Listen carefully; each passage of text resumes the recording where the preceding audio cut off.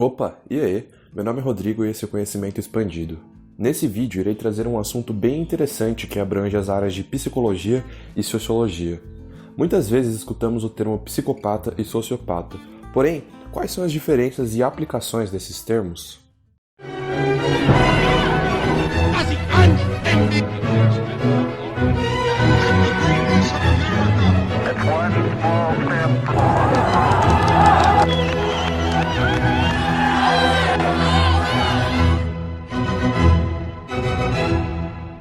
Para começar o vídeo, é importante deixar claro que não existe um diagnóstico oficial para um sociopata ou um psicopata, pois esses termos são relativamente simplistas e acabam limitando os diversos transtornos de personalidades, estes que serão abordados em outro vídeo.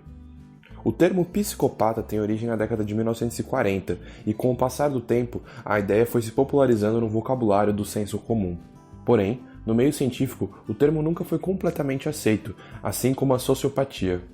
Por isso, a análise do vídeo será direcionada no âmbito sociológico para entendermos melhor como se comportam esses tipos de personalidades que estão presentes em nossa sociedade. Ou seja, o intuito do vídeo não é um diagnóstico psicológico especializado. Segundo a quinta edição da pesquisa Diagnostic and Statistical Manual of Mental Disorders, de 2013, tanto os psicopatas quanto os sociopatas possuem o transtorno de personalidade antissocial. Esse transtorno tem como característica principal um padrão de desrespeito e violação dos direitos de outras pessoas. O indivíduo que sofre desse transtorno tem dificuldade de corresponder aos valores da sociedade em que vive. Assim, tanto os psicopatas quanto os sociopatas possuem falta de empatia, remorso e culpa, tendendo assim a realizarem comportamentos violentos. Porém, eles possuem sim diferenças. A sociopatia geralmente é o resultado do ambiente e da educação do indivíduo. Ou seja, os sociopatas não nasceram assim. Muitos sofreram de abusos e violência durante a infância. O comportamento dos sociopatas normalmente é mais impulsivo, agitado e nervoso, realizando muitas ações sem planejamento e sem levar em consideração os riscos e consequências. Assim, são mais propensos a explosões emocionais e ataques de raiva. Muitos sociopatas não conseguem ter empregos estáveis e normalmente acabam deixando claro a presença do transtorno para as outras pessoas. Contudo, muitos sociopatas conseguem ter apego emocional a um indivíduo ou um grupo pequeno, conseguindo assim formar relacionamentos, ainda que muitas vezes instáveis, com algumas poucas pessoas. Ou seja, ele pode assassinar diversas pessoas e ainda sentir empatia por uma pessoa específica, por exemplo. Portanto, é relativamente mais fácil de identificar os sociopatas graças ao seu comportamento mais aparente. Estudos indicam que eles representam cerca de 4% da sociedade. Na vida real, um ótimo exemplo de sociopata é Gary Ridgway, o assassino de Green River.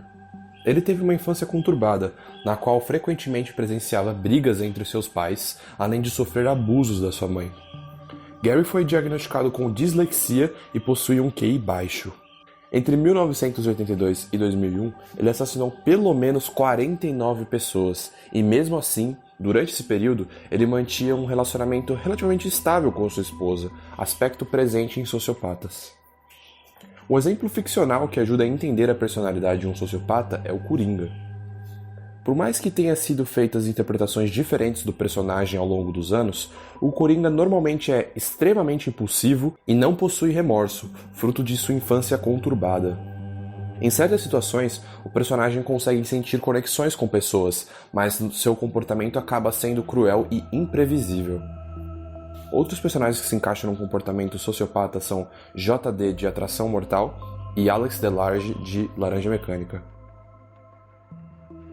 A psicopatia, por sua vez, é normalmente inata, ou seja, o indivíduo nasce com ela. Estudos indicam que cerca de 60% dos psicopatas já nasceram com o distúrbio. A origem dos psicopatas está relacionada a um defeito fisiológico que resulta no subdesenvolvimento da parte do cérebro responsável pelo controle de impulsos e emoções. O comportamento dos psicopatas é geralmente organizado e controlado, tentando assim minimizar as evidências de seus atos, ou seja, ele planeja cuidadosamente suas ações antes de realizá-las. Além disso, psicopatas são extremamente manipuladores e podem facilmente ganhar a confiança das pessoas.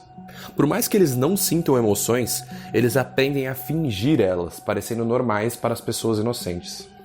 Os psicopatas geralmente conseguem manter um bom desempenho escolar e ter empregos estáveis. Graças à manipulação e atuação, muitos conseguem formar famílias e outros relacionamentos de longo prazo, sem que aqueles que vivem ao seu redor suspeitem da sua verdadeira natureza. Diferente do sociopata, o psicopata não consegue desenvolver vínculos pessoais verdadeiros por conta do seu problema biológico, muitas vezes, não conseguindo assim ter empatia por ninguém. O psicopata, então, possui um nível a mais de falta de empatia quando comparado com o sociopata, sendo extremamente frio.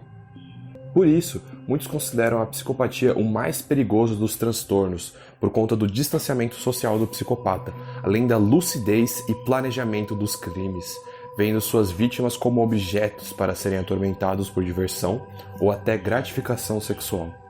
É mais difícil de identificar os psicopatas, graças à grande capacidade dos mesmos de serem bons atores e se infiltrarem na população.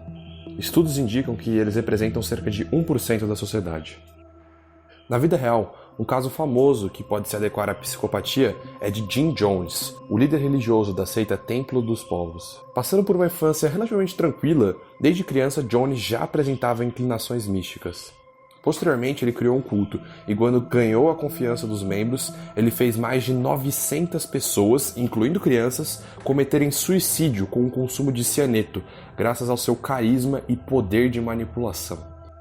Um exemplo ficcional para entender a personalidade de um psicopata é o personagem Anton Chigurh, do filme Onde os Fracos Não Têm Vez. Por mais que sua infância seja desconhecida, o assassino profissional apresenta diversos traços de psicopatia, uma total falta de empatia, sendo responsável por assassinar qualquer pessoa em seu caminho sem hesitar, normalmente planejando bem suas ações e as executando com frieza. Outros personagens que se encaixam no comportamento psicopata são Dexter e Patrick Bateman, de Psicopata Americano. Ao contrário do que muita gente imagina, a maioria dos assassinos em série, os serial killers, não é doente mental no sentido clínico, ou seja, não necessariamente sofrem do transtorno de personalidade antissocial. Cerca de somente 40 a 50% de todos os serial killers sofrem desse distúrbio. Outra afirmação falsa é dizer que todos os psicopatas e sociopatas são necessariamente violentos. Por mais que tenham um comportamento desonesto, eles podem ter relações amorosas ou serem profissionais de sucesso sem machucar ninguém, principalmente se receberem um tratamento adequado. Bom pessoal, o vídeo foi esse. Qualquer dúvida ou crítica, só deixar nos comentários. Se tiverem gostado do conteúdo, por favor se inscrevam no canal. No mais é isso, valeu!